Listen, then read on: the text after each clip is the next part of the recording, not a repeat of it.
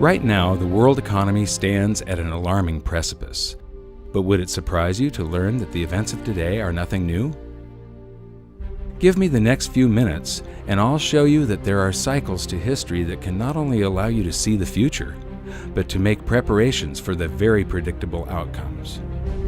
You're about to discover that huge financial gyrations, inflation, loss of personal freedom, and out-of-control government are all things that we have been warned about for centuries and are the direct consequences of the monetary system itself. In fact, most world history is determined by monetary history. So what lessons can we take from the past to help us navigate the perfect economic storm that awaits us?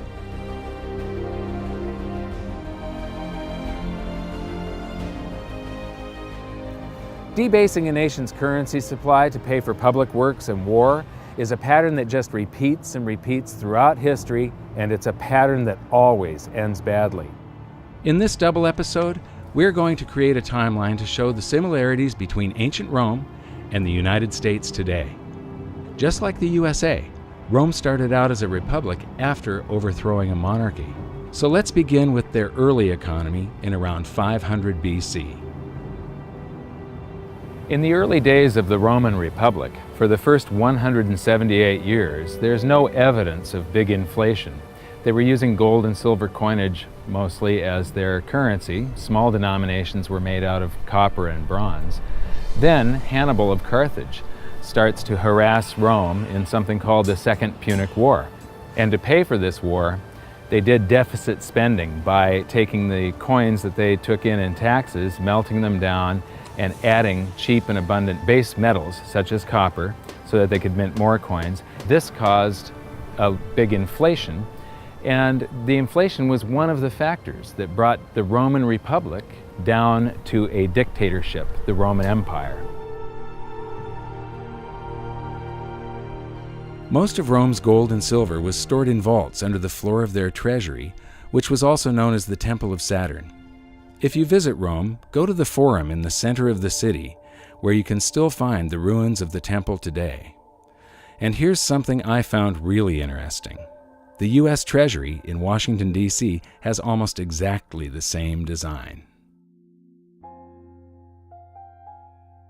So now let's start filling in our timeline of events to keep track of the major similarities between Rome and the USA. We just learned that the early Roman Republic enjoyed a long period of practically no inflation because they used sound money, pure gold and silver. Interestingly, the United States started on the same path. From the late 1700s to the early 1900s, prices were very stable thanks to laws that mandated the use of gold and silver as money, and our people were not robbed by inflation. But in both instances, it was the ongoing debasement of the money for war spending and public works that led to economic chaos. Tell us the parallels between Rome and what's happening in the United States today. Well, they're obviously two very different societies, but there are some broad parallels. Rome was a republic. They made sure they had two people each year who were the rulers, the consuls. They always changed because the Romans were worried. They'd had a monarchy before, very unpopular. They overthrew it, so they didn't want anyone getting too many powers. What did in Rome? No surprise, excessive taxation and debasing the money.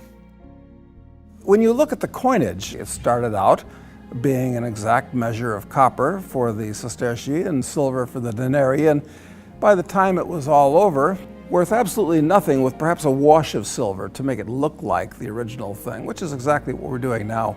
So these patterns repeat themselves. They always repeat themselves.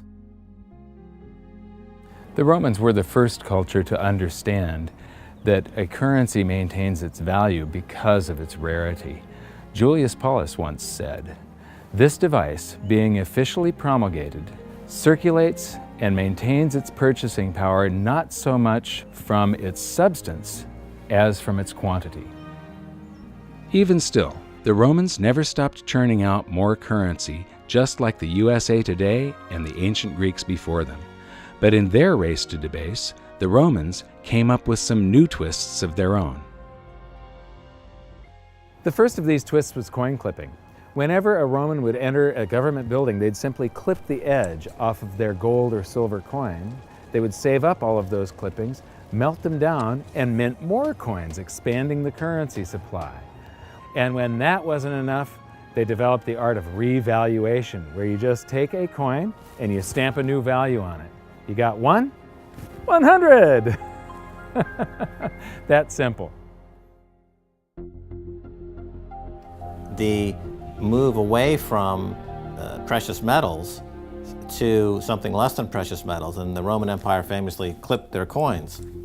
This was a debasement of the currency. There wasn't a paper currency, but it was a debasement of the currency. In the US, there's a very interesting phenomenon going on where they're not clipping coins, but when you go to the supermarket, you find that the portions of the items at the supermarket on sale are shrinking. You know, the servings on various other consumer products are getting smaller and smaller, but this price is the same.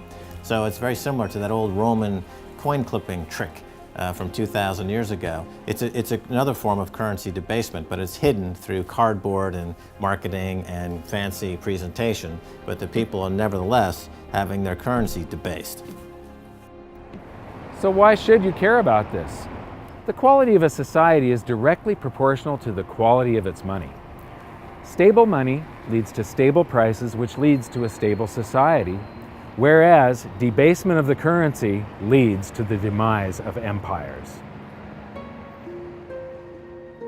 The major reason for Rome's ongoing currency debasement was to pay for their ever-expanding empire and never-ending wars. The precious metals content of their coinage fell further and further until it had next to no connection with the pure gold and silver that had initially provided them with a stable economy. Cut to today, and we see the same pattern. Up until the outbreak of World War I, the United States had very high levels of precious metals in its coinage, and treasury notes were backed by gold at a 1-to-1 ratio. From there, the USA debased its currency more and more to pay for World War II, the Korean War, and then the Vietnam War, until finally, the link between gold and the US dollar was severed completely. For those new to the series, let's revisit the pivotal event that has managed to sneak under the radar of modern historians as nothing more than a side note, even though it will have repercussions for generations to come. It was an unprecedented act of global debasement by a modern wannabe emperor that would make any Roman ruler hang his head in shame. Most people think that President Nixon's criminal activities were limited to wiretapping and spying on the competition. But his greatest crime came on August 15th, 1971, when he severed the last ties between the dollar and gold, when he ended the Bretton Woods system. I have directed Secretary Connally to suspend temporarily the convertibility of the dollar into gold or other reserve assets, except in amounts and conditions determined to be in the interest of monetary stability and in the best interest of the United States. The Bretton Woods system tied all of the world's currencies to gold through the US dollar.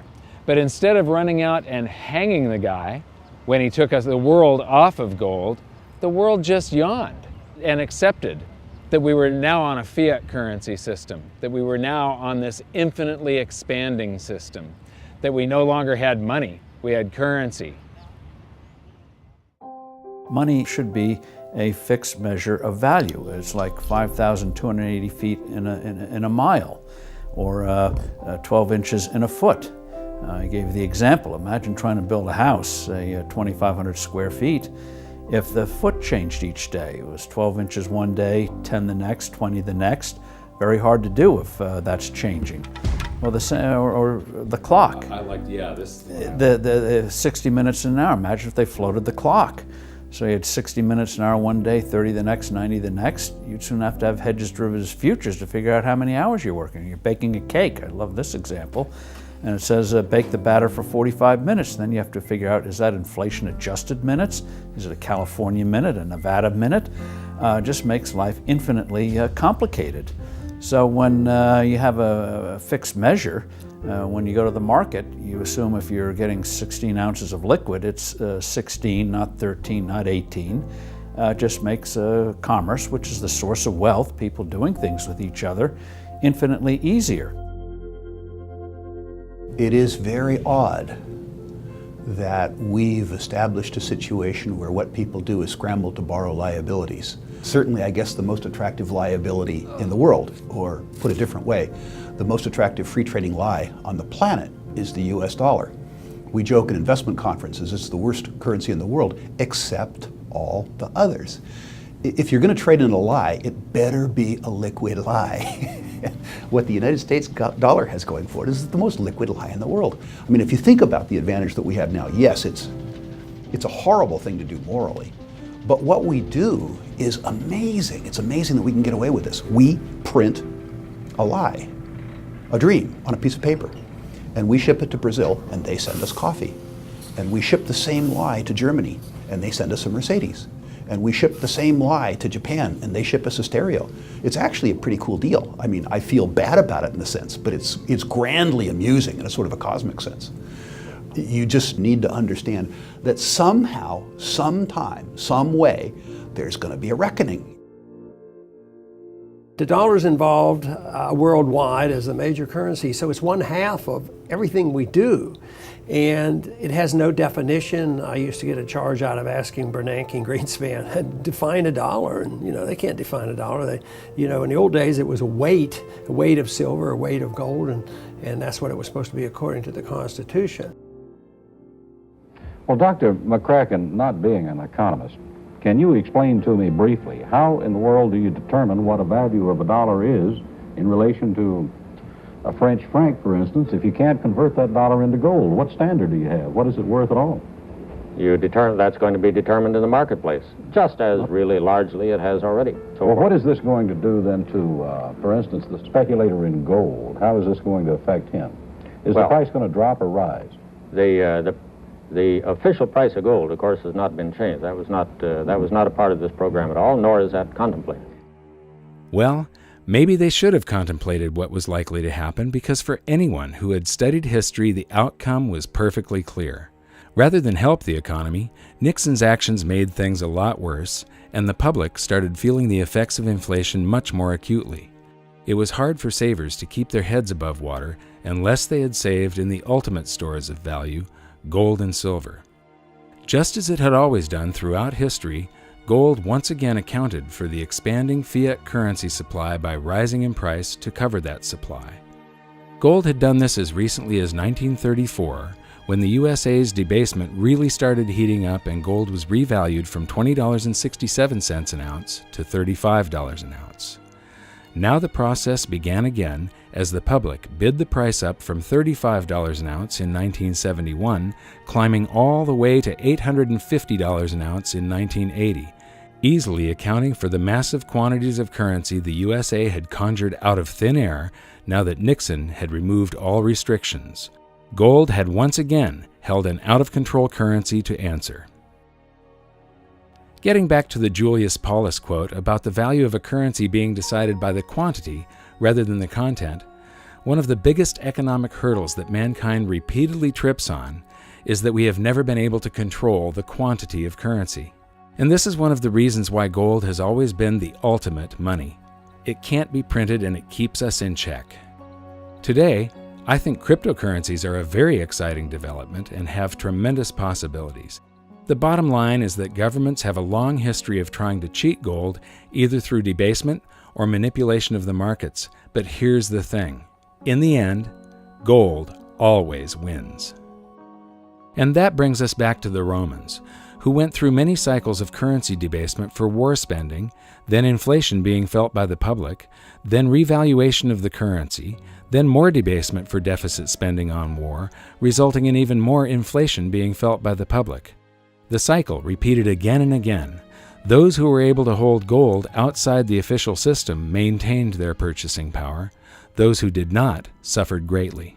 In 270 AD, Emperor Aurelian took power and had the now worthless official coinage recalled and minted again to contain a small amount of silver, just 5%. This act brought a new vitality to Rome, but unfortunately it was short-lived as government after government gave in to the temptation of spending beyond their means. Eventually, wars were funded by levying huge taxes on businesses and the rich. This only had the effect of closing down many essential businesses. The more meddling the government did with the economy, the worse things became. The government started confiscating private property by force to fill their empty state coffers. Rome was sliding into ruin. And that brings us to Emperor Diocletian.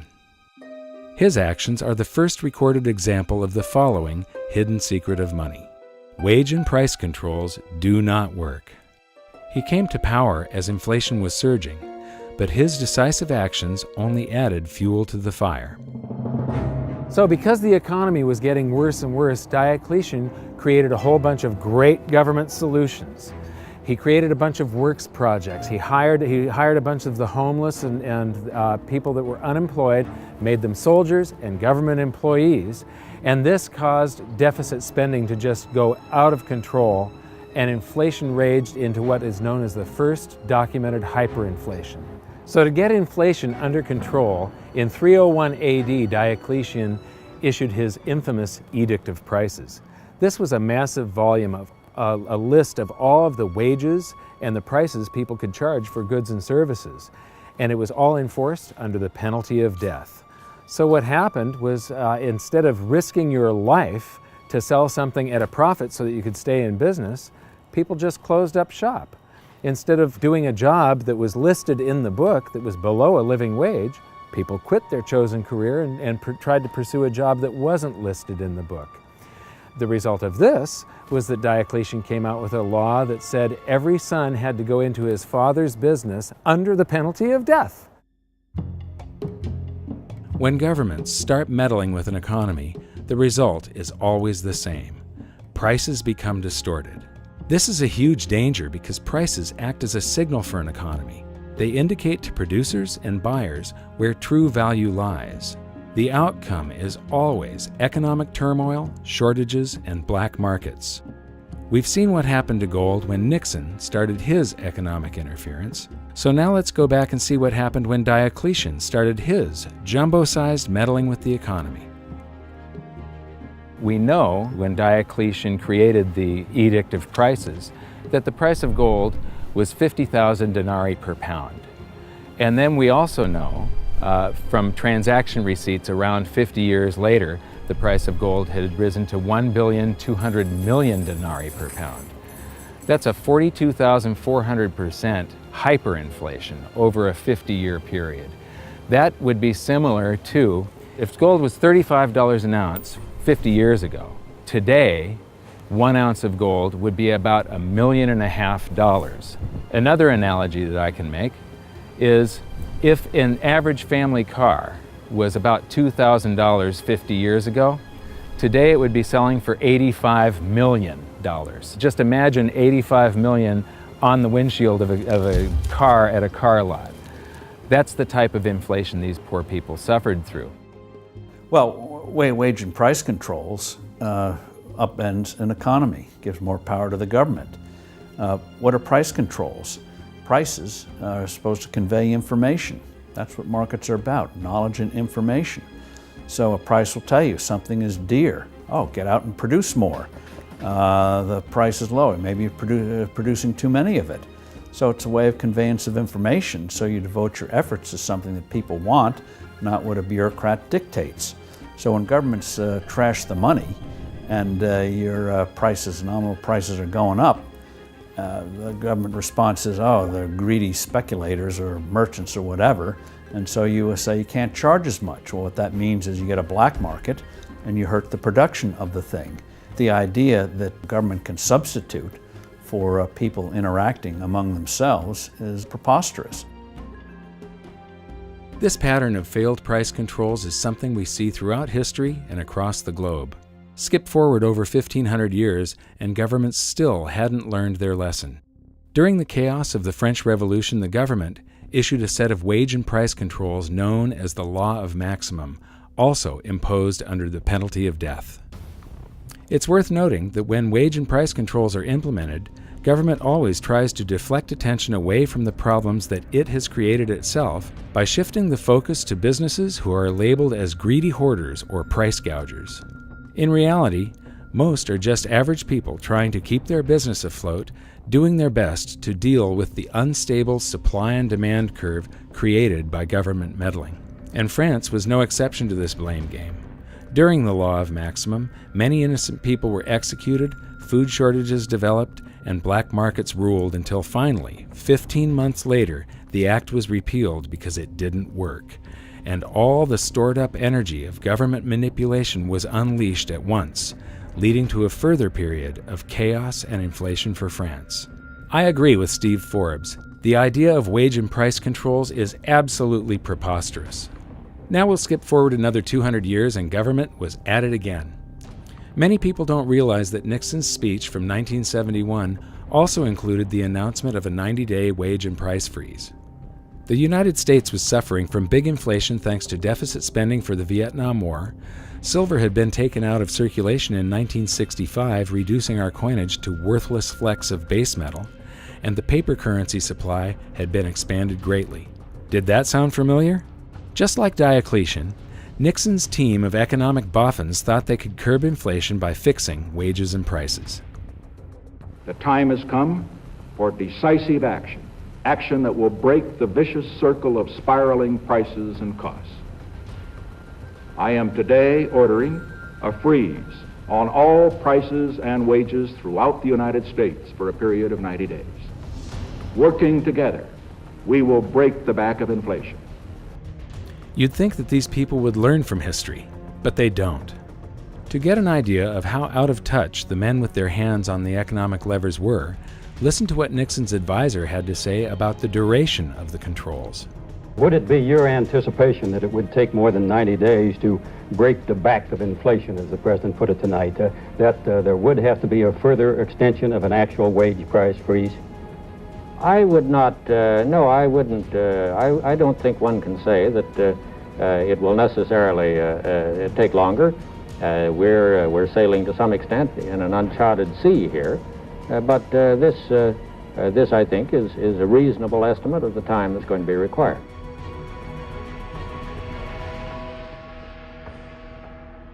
Dan Rather. President Nixon is expected to speak for about 15 minutes on his new economic policies. The President's address tonight comes against a background of the following facts, among others: record high gold prices and rapidly increasing cost of living figures for most Americans. The wholesale price index rose by 2.1% during the month of May. The index of industrial commodities in the last 3 months has risen at an annual rate of 15.9%, the worst since the Korean War 20 years ago. All of that part of the general background of the President's remarks tonight. Every American family is confronted with a real and pressing problem of higher prices. And I have decided that the time has come to take strong and effective action to deal with that problem. Effective immediately, therefore, I am ordering a freeze on prices. This freeze will hold prices at levels no higher than those charged during the first 8 days of June. It will cover all prices paid by consumers. What was Albert Einstein saying? What kind of an idiot would do the same thing over and over and expect different results each time? And it's the same pattern that's happened repeatedly, cycle after cycle after cycle after cycle for thousands of years.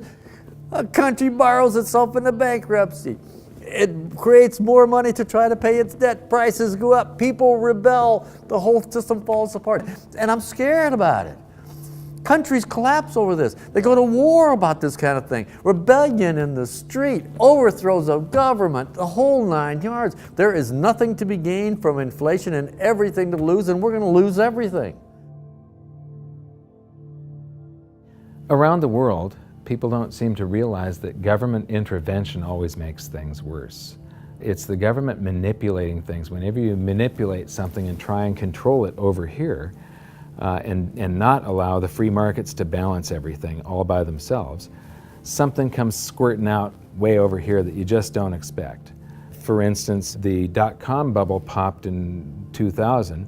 Alan Greenspan lowered interest rates to try and get the stock markets back up again, and he accidentally created a real estate bubble that's now devastating the world. Back during World War I, they inflated the currency supply tremendously. The Federal Reserve was born just at the beginning of World War I. We added to the currency supply by adding bonds to back our currency along with gold. Then there was this big, it's called the Depression of 1921. It's the single greatest deflation that the U.S. has ever seen. It's bigger than the Great Depression. The contraction of the currency supply was huge. The reason nobody knows about the Depression of 1921, they only know of the stock market crash of 29 and the Great Depression, is because the government did not rush in to save us. The Federal Reserve didn't try to suddenly lower interest rates down to zero. They didn't manipulate the free markets. They let the free markets work. It was horrible for a year. There were bankruptcies and foreclosures. People lost homes and things like that. But the bankruptcies and the businesses that folded, there were new businesses that were more efficient, that grew up to take their place. And when a home gets foreclosed on, it gets resold to somebody else. And yes, it was horrible, but the people that were leveraged out, or the people that weren't in full control of their finances, or the inefficient businesses that were just hanging on by a thread anyway, yeah, they went under. But because the government didn't rush in to save us, and the Federal Reserve didn't try and manipulate the economy, the free markets healed it all, and in 18 months it was a memory. In fact, 10 years later, nobody could even remember the memory. It was gone. Mark Twain is often quoted as saying, "History doesn't repeat, but it sure does rhyme." And as you've seen from this episode, that sure rings true. The wage and price controls, we will probably end up trying this in the United States sometime in the future. And you know, they tried it during Diocletian. It didn't work. It destroys the economy, and eventually they have to repeal the act. They tried it during the French Revolution. It didn't work. It ruins the economy, and they have to repeal it. Nixon tried it. It didn't work. It ruined the economy, and they had to repeal it. It's not going to work the next time they try it. This stuff just keeps on happening over and over and over again, and part of it is caused by the 4-year election cycle. All of the politicians are worried about what's going to happen on their watch, and they push all the problems forward to the next administration. They really don't care what's going to happen out in the future. They care what's happening, you know, how they're remembered. So I'm expecting this to happen in the United States sometime. Right now I'm expecting a deflation, but when we get to big inflation or hyperinflation, you can pretty much count on the fact that they're going to make the same stupid mistakes, because politicians do not read monetary history. This is just the beginning of the similarities between ancient Rome and the USA.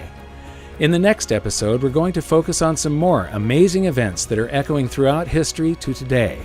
And we'll see what the future holds for the United States if we continue down the same path so many societies have gone before.